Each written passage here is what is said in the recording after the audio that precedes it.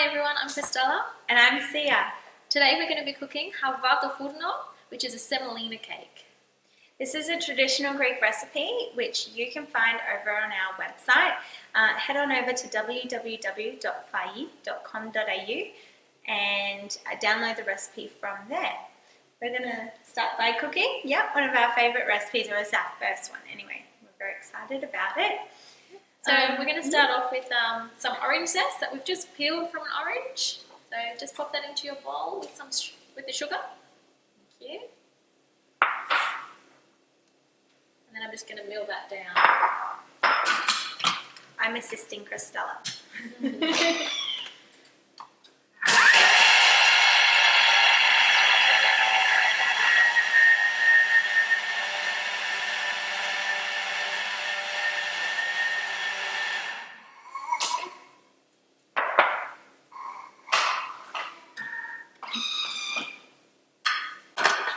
What it looks like. Okay, so the orange rind and the sugar.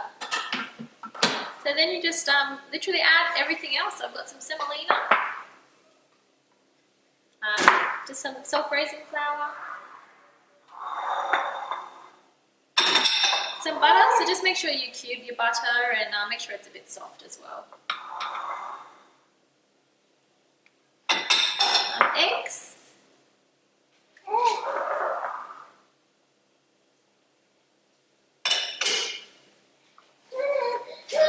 The orange juice. So use the orange that you peel to get your orange juice. Some baking powder.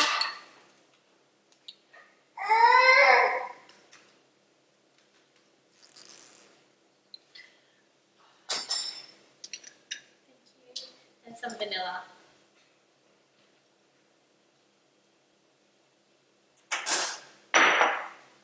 Thank you. Yeah, okay, so then I'm just going to mix that up. Now I'm going to stop it about every 30 seconds just to scrape down the sides so the batter mixes properly.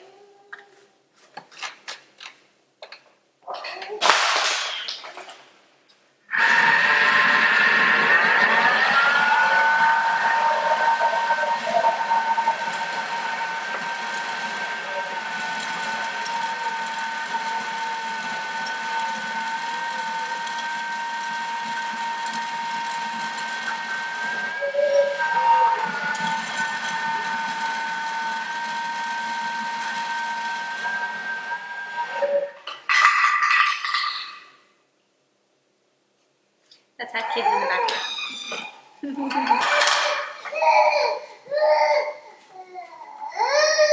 Evie! Come here. Butter's okay.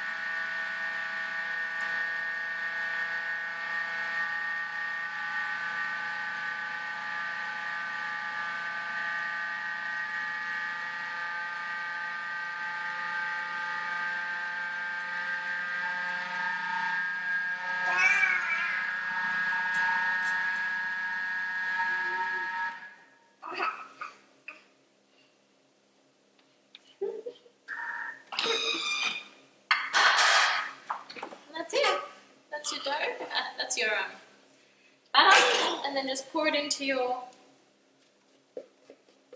tin.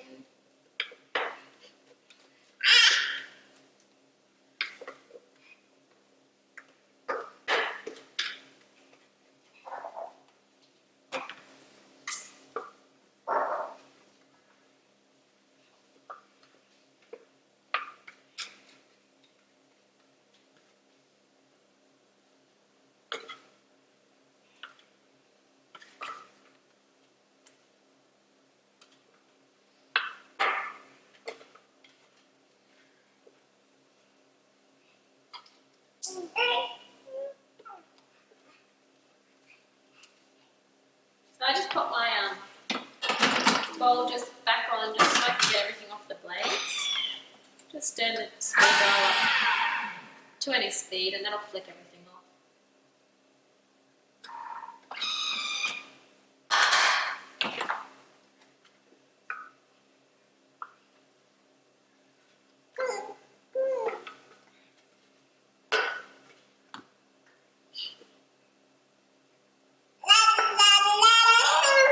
Then just spread it out a bit because it will rise quite a bit.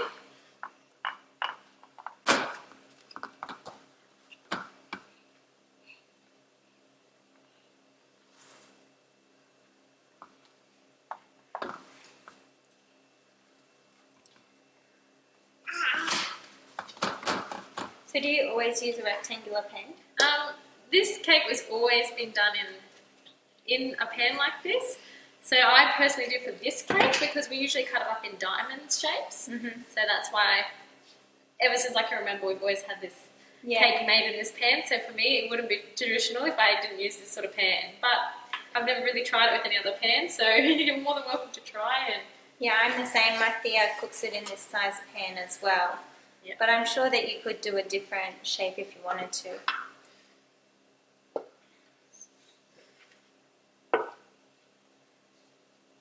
that's it. We're going to pop it in the oven now and cook it until it's brown. Thanks.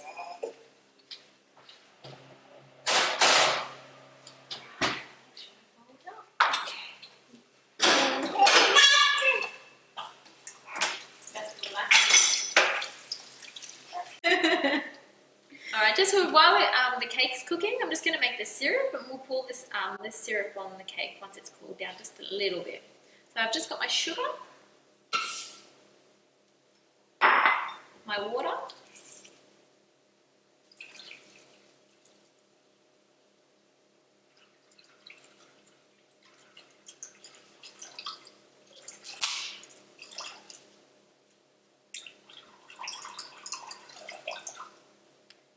and then just a cinnamon stick that I just broke in half. And then I'll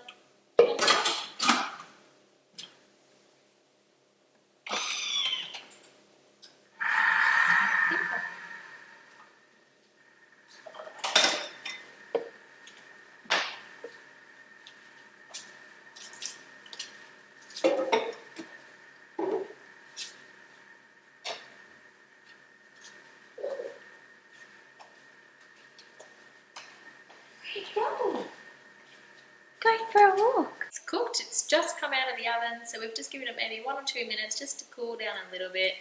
Our syrup's been cooked as well. It's still got the cinnamon pieces in there, so I'm just going to put my basket in just to stop them from going onto the cake. And then I'm just going to really, really slowly pour it onto the cake, just to give it time to absorb in. You start at the centre. I just personally do, just so that when it falls, you don't want too much falling, down the sides.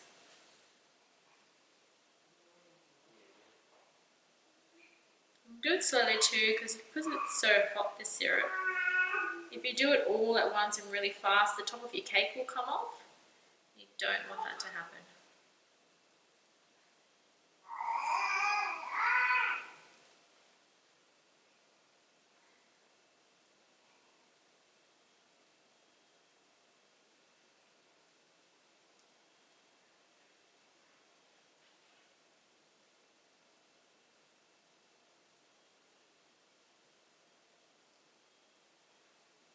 This is really slowly pouring.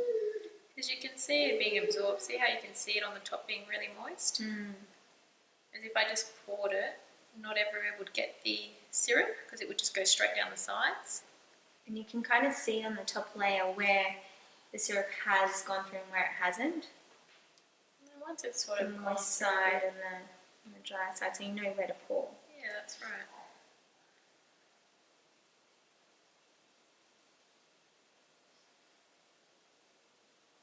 You want the whole cake to be moist. You don't want just the bottom of the cake to be moist, because if you pour it all at once, it's just going to go all down the side, and then it's going to just go underneath the cake, and it's just going to get absorbed from the bottom and not all the way through.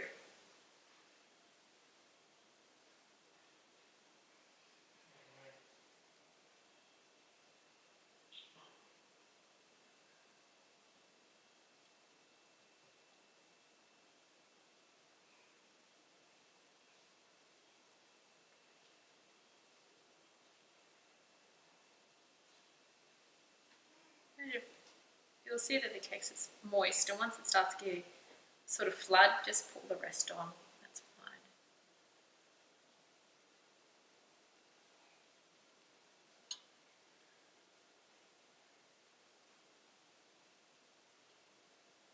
I can't wait to eat this cake. Yum. It smells extremely good, especially with the cinnamon. You can smell the cinnamon. Very sweet. The whole house has got this fragrance. That's it. Done. So what do we do now? Just let it cool down, probably 30 minutes, however long you want to let it cool for, and then cover it with Glad wrap and pop it in the fridge. It's probably best left in the fridge for maybe a couple of hours, just so it can really set and the rest of the liquid can be absorbed by the cake, and then serve. If you did serve it like this, it would just be really crumbly because obviously it's so soft from all that moisture that we've just put in. That does taste good warm too. So would you wait and cut it after you I take it out always of the fridge? wait so that it can be, when you put it in the fridge it will go harder, and then you can just cut it and it'll be beautiful long. Beautiful pieces that don't crumble. Enjoy. Enjoy. Awesome. Thank you.